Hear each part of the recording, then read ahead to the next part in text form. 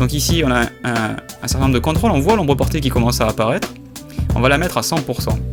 Vous remarquez qu'elle a un angle de 90 degrés, et on va essayer de faire le truc le plus droit possible, et cette zone ici à gauche, opaque, et puis on a de la semi-transparence, par exemple ici, quand je zoome très très fort, vous vous rendez compte que j'ai une sorte d'anti-crénelage qui a été fait sur le contour, qui fait que si je rappuie sur Alt et que je clique, on voit qu'il y a des pixels semi-transparents. Je ne peux pas zoomer plus que ça. Je vais faire sur l'affichage RVB et je vais cacher ce masque.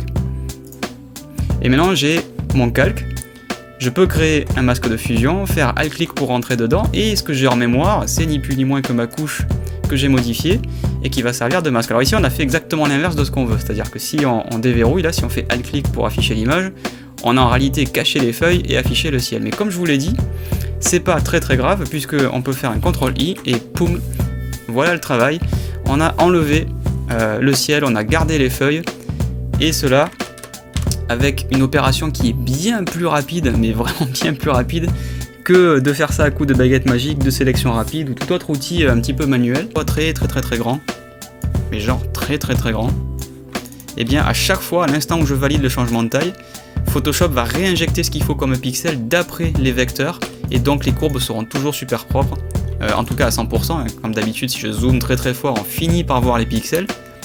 On va les synchroniser, vous remarquez que celle-ci vient avec toutes les variantes, donc la régulière, italique, bold et bold italique. Si vous ne voulez pas synchroniser toute la famille, vous pouvez très bien utiliser la case à cocher, enfin les cases à cocher. Donc on a dit que ça s'appelait Expo 100 Pro, donc on va toujours avec ces calques sélectionnés utiliser Expo, et vous voyez ici Expo 100 Pro Regular dans le texte, et on peut aller lui dire créer un tracé de travail ou convertir en forme. Alors si je convertis en forme, ça va créer en fait un tracé associé à une forme vectorielle, ce qui fait que quand je modifie avec l'outil sélection directe un point, il va se re-remplir, hein, puisqu'il s'agit d'une forme vectorielle. Poum, et j'ai ma mosaïque de 4 vidéos qui vont se lire.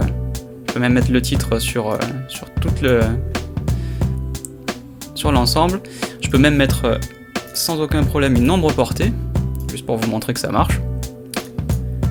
Voilà, pas de distance, on va mettre une plus grande taille. Ce qui va nous intéresser plutôt après, c'est de faire des comparaisons. Par exemple, sur mes deux vignettes, on va cliquer, vous voyez, dans chaque partie de la fenêtre, on va pouvoir changer le paramètre prédéfini. Donc ici, en haut, j'ai l'original, en bas, j'ai le JPEG à 100%. Ce que je vais faire ici, c'est mettre un JPEG à, je sais pas, on va mettre par exemple 50.